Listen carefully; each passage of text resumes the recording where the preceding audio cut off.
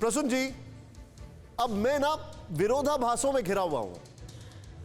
मुझे एक बात बताइए, अभी तो मैंने कहा कि इतनी बदजुबानी कभी नहीं की होगी, लेकिन जब ट्रंप साहब का इलेक्शन रिजल्ट गड़बड़ हो रहा था तो हमें पता है कि क्या क्या नहीं कहा चाइना ने और उनके विदेश मंत्रालय ने अमेरिका के कॉन्स्टिट्यूशन के ऊपर, अमेरिका के डेमोक्रेसी के ऊपर। उसके बाद हम क्या देखते हैं, WHO की जो इंक्वायरी है, कुछ नहीं निकलता है। 90 दिन की इंक्वायरी कहां चली गई पता भी नहीं लगा, डेल्टा वेरिएंट की बलि चढ़ गई वो 90 दिन की इंक्वायरी। फिर उसके बाद हम क्या देखते हैं कि बिजनेस मीटिंग्स चल रही हैं बाइडेन साहब की चाइना के साथ। यूरोपियन यूनियन में झगड़ा हो गया चाइना को लेकर।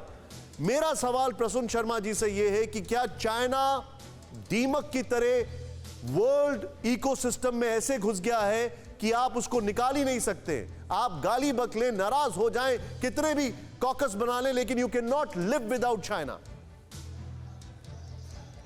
जी निशांत जी, इसमें मैं ये कहूंगा कि जो वेस्टर्न वर्ल्ड की प्रॉफिट और मार्केट वाली जो इंक्लिनेशन है वो ही चाइना को बढ़ावा दे रही है।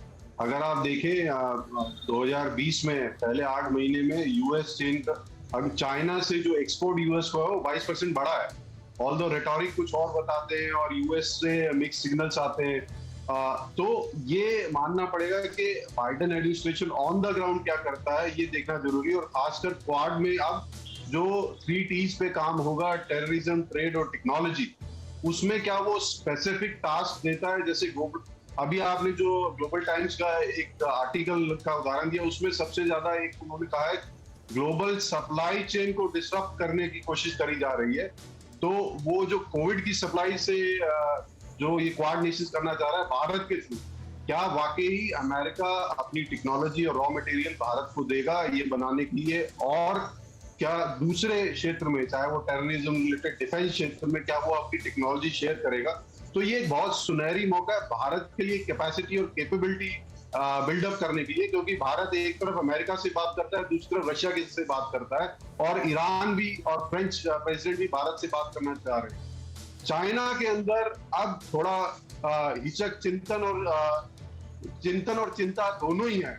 वो ये देखना चाह रहे हैं कि जो ऑकस की सडन जो उनको झटका लगा है, क्या क्वाड में भी कुछ ऐसा होगा और भारत का स्टैंड क्या रहेगा, क्योंकि चारों क्वाड में से सिर्फ भारत ही है जो उनके साथ बॉर्डर शेयर करता है और भारत अभी न्यूट्रल रहा है। तो अगर आप देखिए, उससे पहले जो ग्लोबल टाइम्स ने 3 आर्टिकल लिखे, उसमें भारत के बारे में काफी कुछ लिखा है कि भारत को ये वेस्टर्न वर्ल्ड के बहकावे में नहीं आना चाहिए, भारत क्या है यूएस का पिछला गुण नहीं होना चाहिए। तो चीन में कहीं ना कहीं आकांक्षा है कि भारत यूएस के साथ कैसे स्टैंड लेता है, उस पे डिपेंड करेगा चीन की दूसरी नीतियां और इस रीजन की।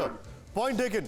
परवाह देश की, सोमवार से शुक्रवार रात 10 बजे TV9 भारतवर्ष पर।